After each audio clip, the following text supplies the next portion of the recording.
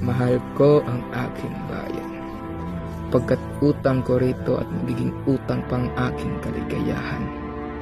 Marami akong dapat paniwalaan sa Diyos, sapagkat nawalan ako ng pananalig sa tao.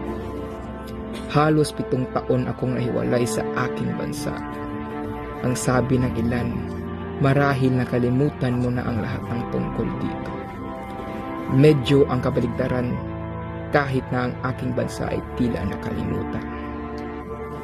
Lagi kong iniisip ito, ang maging masaya ay hindi nangangahulugan magpakasawa sa kamangmangan, hindi ang kriminal na pakuwing ang puot ng iba.